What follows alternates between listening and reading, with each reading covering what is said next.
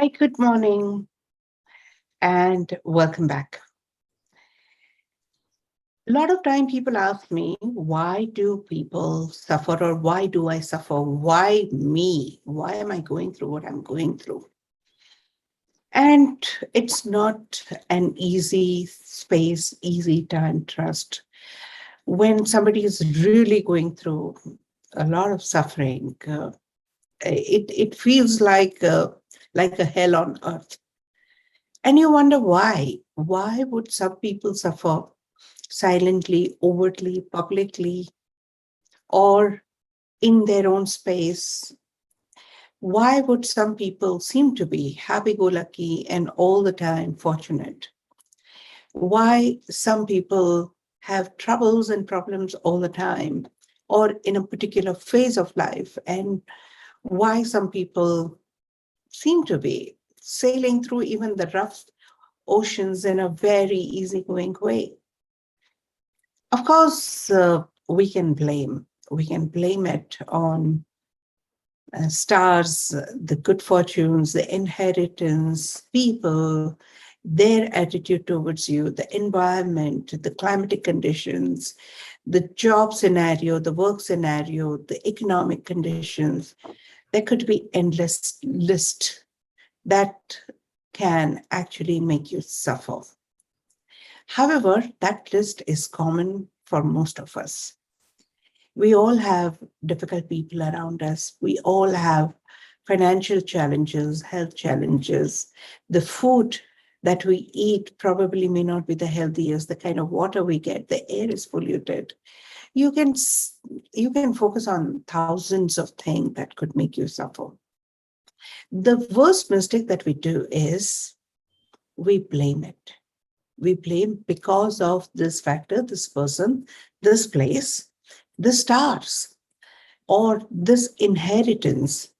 I am suffering. If you say that, the moment you say that, you have already given power to the factors that make you suffer, whether it is your uh, closest person, whether it is your neighbor, strangers, enemy, environment, or the damaging factors to the health. Even if you say, oh, because of this diet, I am suffering. Well, you made yourself disempowered and you have given a lot of power to the food that makes you suffer. It's you who have given power and it's you who have disempowered yourself and chosen to suffer in the bargain. So that's a mistake number one. Stop blaming and take charge back. Take, take onus. Even if environment, food, and people are bad, situations are bad, finances are troublesome, you blaming them has worsened the matters and made you suffer in the bargain. So take back your powers and take back your charge. And when you do that, you will discover ways and means to get immune to them. Even the worst climatic conditions, there are some people who are fantastically healthy, and there are some people who succumb and suffer. I knew a person who always used to say, oh, because of the pollution in Mumbai, I perpetually have a sore throat and I have a throat trouble, and went to the remotest place where the weather is fantastic, and yet he continued suffering. So at times, the suffering is the need that is inherent in you, and the factors outside becomes the causative or aggravating factors, and they are not necessarily purely the root cause of your suffering. In fact, it's your need for suffering which will put you amidst that people, that circumstances, or those kind of arrangements where you probably would suffer. So you check it out. Why do you have a need to suffer? The commonest factor that I come across is guilt. Now, when I say that, people just jump and say, why should I be guilty? I haven't done anything wrong. I haven't hurt anyone. I haven't taken anybody's right. I haven't been offensive ever. I haven't done mistakes. Why should I suffer? Now, suffering could be coming from various factors. Simple suffering is for trivial reasons. The guilt is not common amidst people who are criminals or who are out and out terrorists. People like us, the normal people who feel guilty for smallest things like not being on time or forgetting to say thank you and goodbye, or just forgetting to offer water to a person who was thirsty and has come and just forgot for 10 minutes and then thought of it after 10 minutes. Small things that we can feel guilty of. And there are some people who are fond of feeling guilty and they do keep making mistakes pretty often.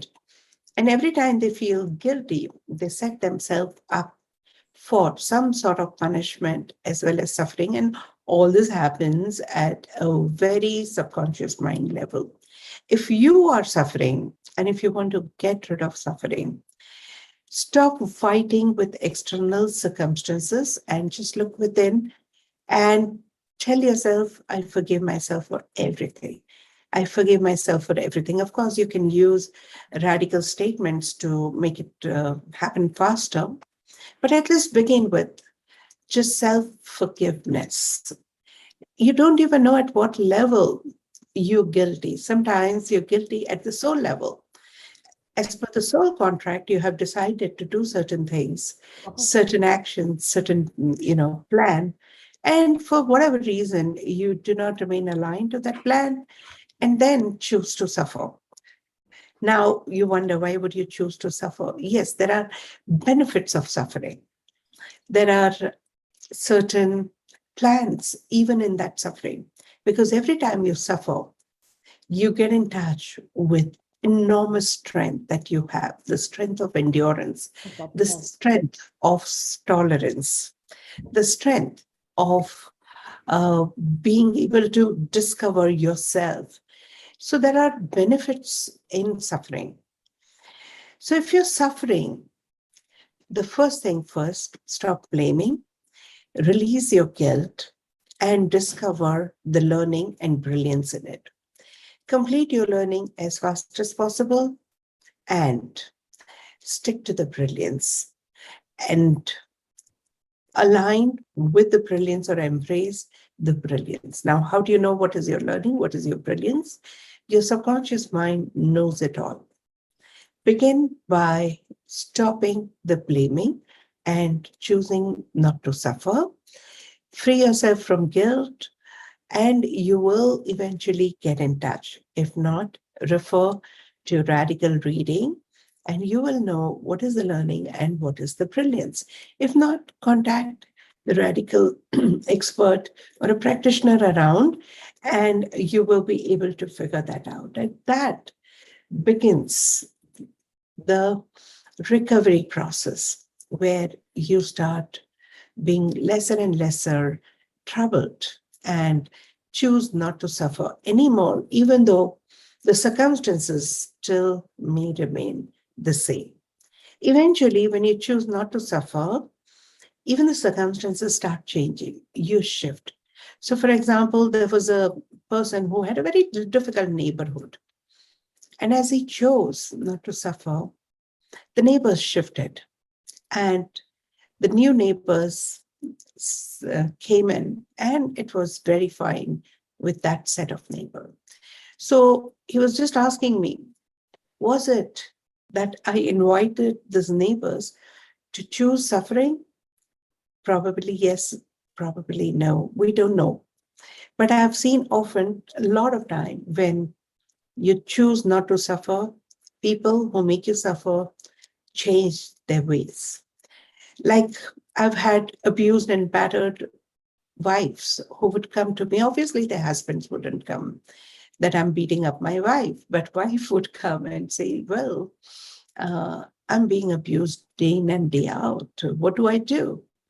And systematically addressing in the same way helps them in gathering so much of courage, so much of power within, and they find their husbands pretty chilled out, not getting aggressive, not abusing them, not violating them in any way.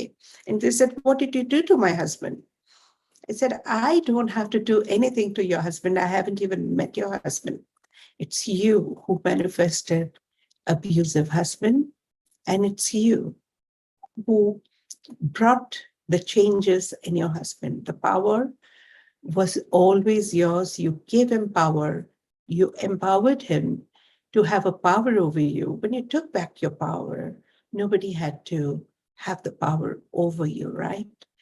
So it's all there within you.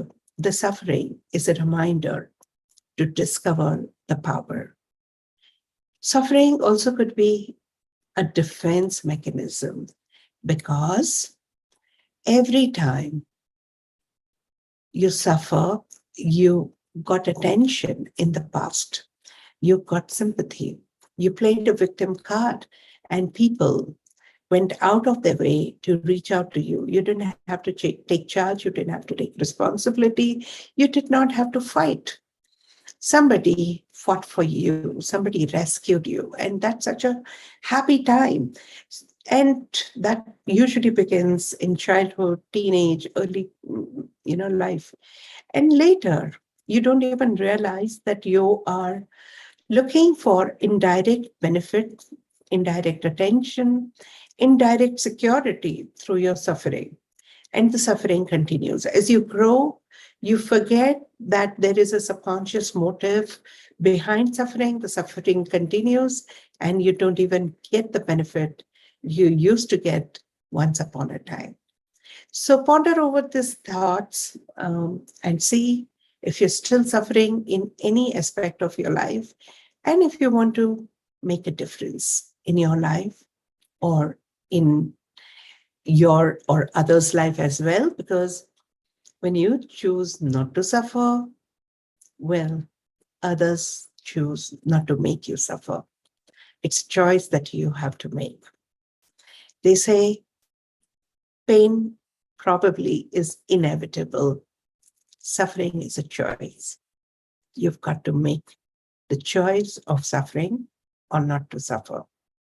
Choose wisely. Thank you for joining, and have a great day. Thank you so much. Thank you.